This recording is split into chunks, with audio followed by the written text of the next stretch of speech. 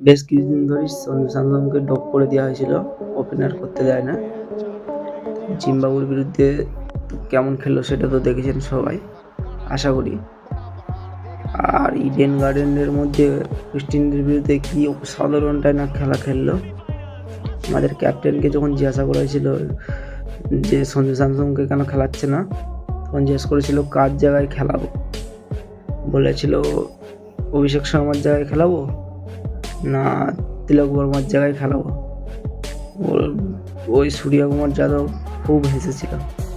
জানে না যে একটি মানুষ নিজের মধ্যে কতটা আত্মবিশ্বাস লুকিয়ে রাখে।